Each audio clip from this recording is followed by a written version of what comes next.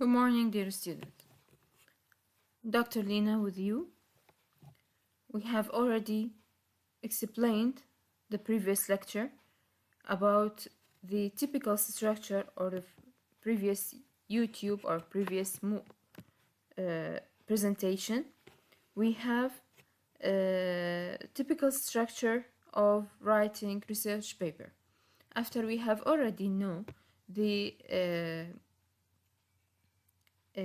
structure or the part of our research paper, now we have to know something about how to choose my topic and how to narrow it.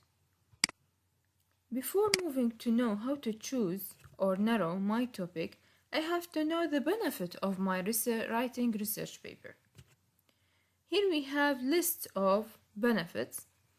The first one, a research paper may be the most practical of all your college assignment. Okay, so that's right, because it is the most practical one of all your college tasks. Most of the tasks of throughout your college years or courses, you will see that you have to read, you have to study, then you have to answer monthly exam, whatever, or a final exam, whatever. Okay, but as for writing a research paper, it is the most practical. You practice to collect information, you practice to make a conclusion, and so on within all the steps of your research paper. Number two, learning about the resources for research available in general and in your academic field. This is a chance for you to know the resources, how to collect the resources about one topic, how to draw out the most useful piece of information that suits your topic from which source. You have to get used of searching online, or you have to know how to use the library, how to search for certain sources that is suitable more with your topic rather than another. Number three, writing research paper provide valuable experience by forcing the researcher to develop informed conclusion about his or her topic. So in this case, you are not going to read, study, and answer.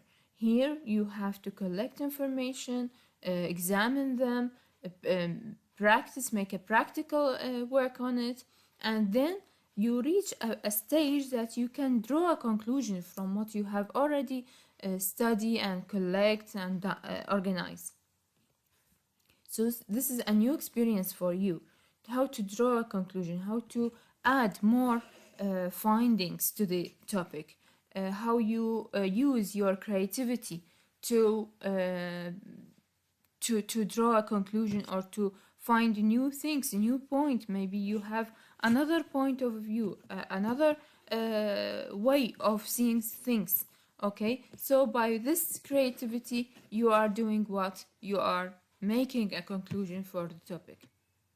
Now, writing research paper provide the researcher experience in constructing and presenting an extended in-depth argument based on a complex of information and gaining a valuable knowledge. Okay, so this is a second chance to argue. To argue means that you have to fight for your topic. You will be fighting by arguing and proving your idea. Okay, so this is another experience for the researcher to present his or her knowledge, to present her idea, to present her view, in-depth argumentation. Okay, so this is another chance. This is not what you have already used to do in the previous years. What is already you have to know? You have to have a fixed material, without any change. You have to know it, you have to study it, and you have to recite it in your exam. But here, now, you are free to argument. You are free to create your special idea, your own thoughts, okay? And you will fight to prove this with all the devices you have. Now, the researcher will remember the topic and material from his or her research project longer than any else from the college courses. So you see, this is another benefit when you see that the researcher will remember the topic and material from his or her research.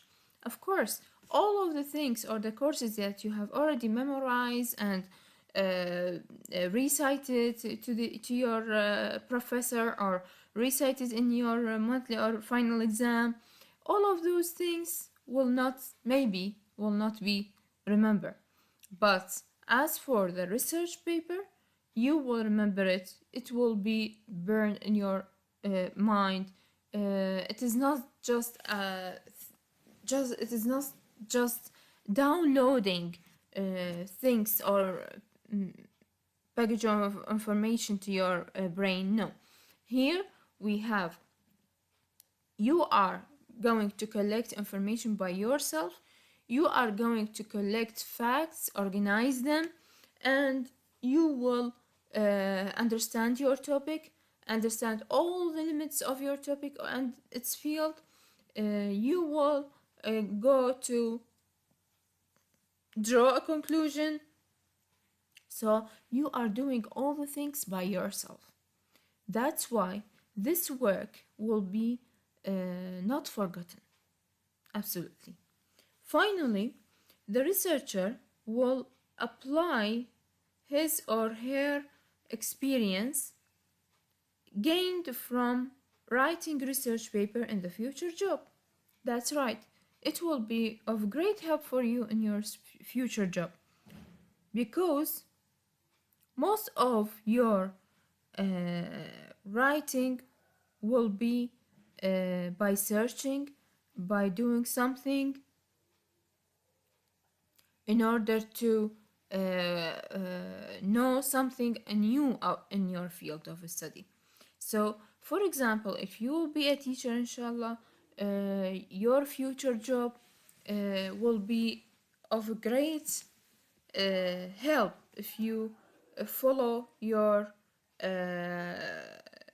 analysis. Now, before moving to know how to narrow my topic, I have to know the difference between the report and persuasive paper. When I have a report, is different from when you are going to make your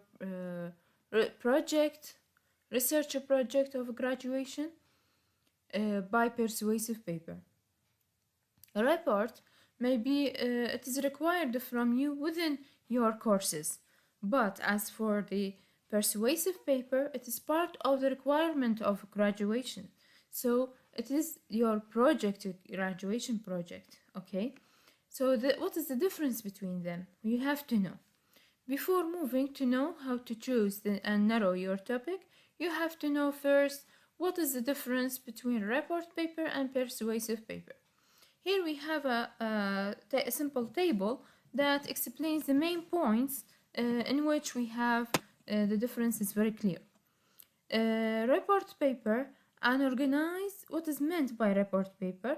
It is an organized presentation of information, informative means, about a subject without an argumentative stance on the part of the writer. So the writer collecting information, organize them, and make them as informative as possible and present them. But as persuasive paper, from its name, you have to persuade your readers. You have to persuade your readers. That's why it is an organized presentation. So it is already, this job is of the report paper is already done. An organized presentation of idea, thesis that needs support. So you, in this case, you have an idea, you have a thesis that you want to prove. You want to support it by information, by practical work, in order to prove it and persuade your reader.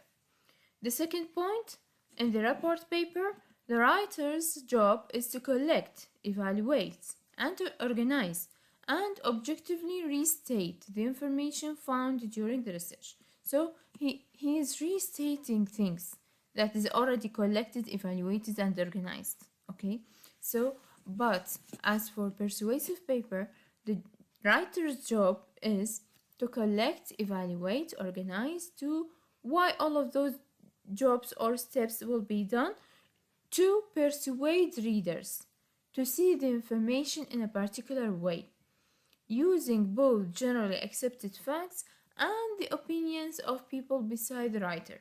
And of course, he's free to present his idea also. Finally, I have informative paper outline and persuasive paper outline. Of course, the outline, you know it, that how to organize, or the main parts of your topic that is advised by your professor.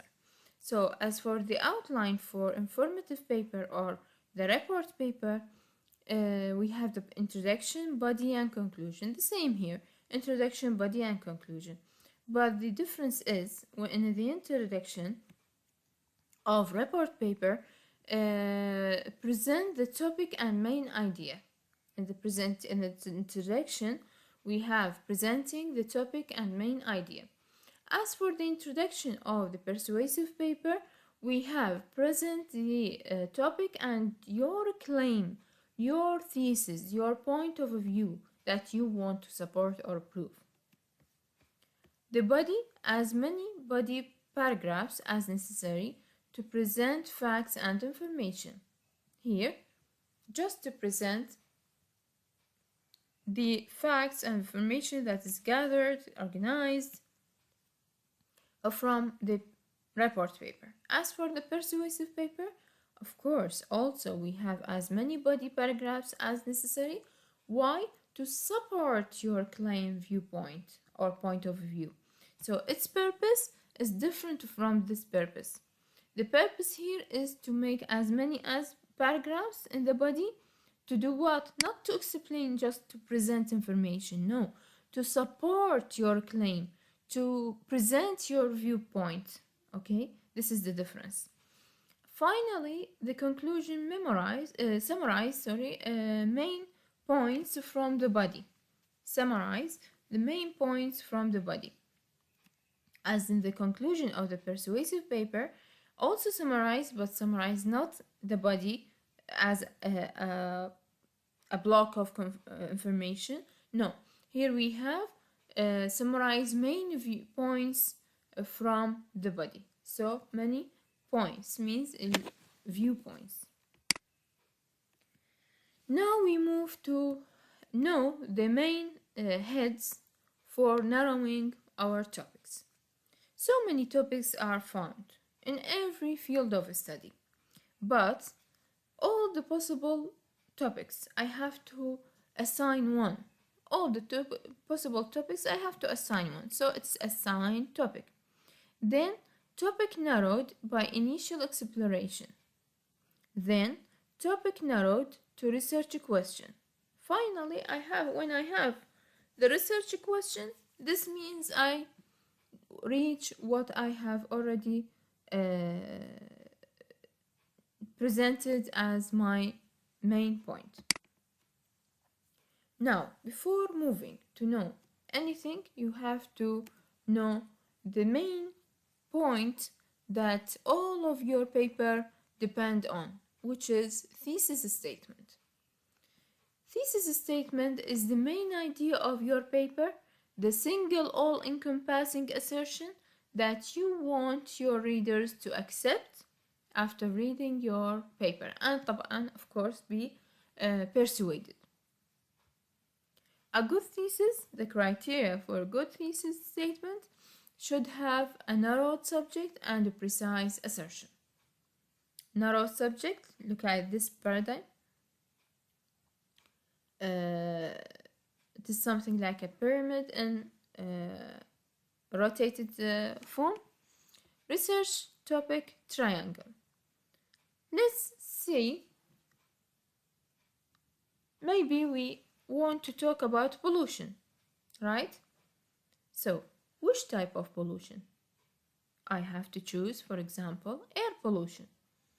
Then, which is about, what is about the air pollution?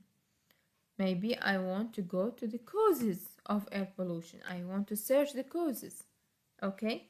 And then I narrow it more and more until I reach my research question. Or for example, I want to talk about education. Which level of education? College education. Okay. Then, what type of college education? Online college. What type of college?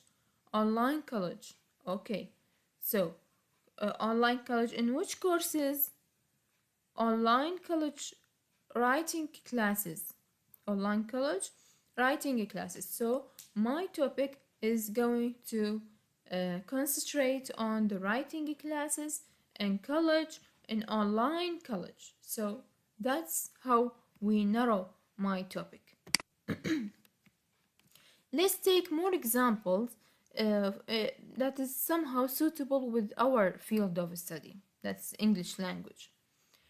Narrowing a linguistic topic. For example, though of having a linguistic topic, you have to narrow it as follows.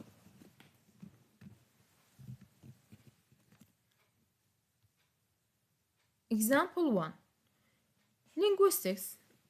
Most of the students come to see that I want to write my paper on linguistics. Okay, on linguistics, it's a broad level, very broad level. So which branch of linguistics you have to write on? You want to write on, doctor, I want to write on grammar. Okay, grammar. Also, it is broad level, but it is narrower than linguistics. Okay, which topic in the grammar? Okay, you choose present simple tense. You like it? Okay, present simple tense. This is a narrower level. Okay, what do you see in your present simple tense?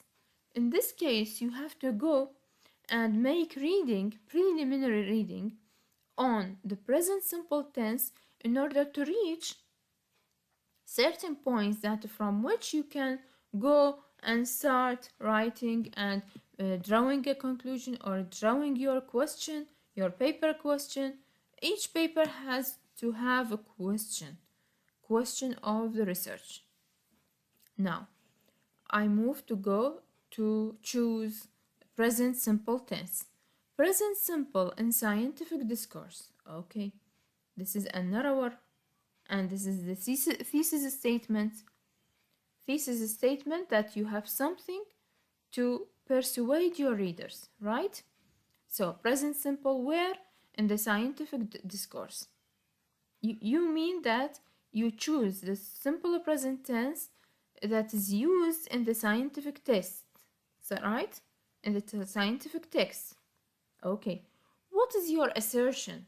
What is the thing that you assert and you are very proud of presenting your idea, and you are very consist or trust your idea, and you know that you will approve it? This is simple present tense forms the language of science. Okay, so the language of science depends on by its writing or by its text on the simple present tense. Maybe right. Why? Because if you make your preliminary reading, one of the points that explain the simple present tense is the facts. They said when we are talking about facts, we have to use simple present tense. And as long as the language of science is full of facts, So it should be written in simple present tense. So this is your assertion. This is your thesis statement that has a narrowed subject and a precise assertion. So this title include a narrowed subject and a precise assertion. So it is good. Another example, also it is within linguistics. The researcher like writing about politeness as a linguistic topic. Politeness strategies is one of the linguistic topics.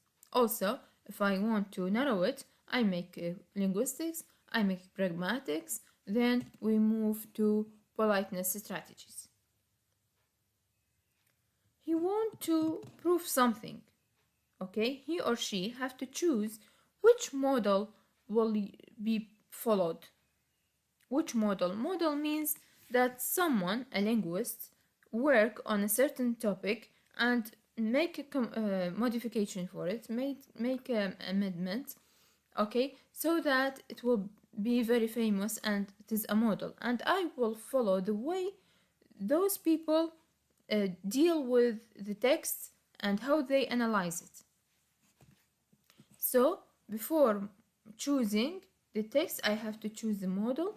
Now we have Brown and Levinson 1978. This is my model, for example. Then the researcher should do some preliminary reading about the narrowed topic.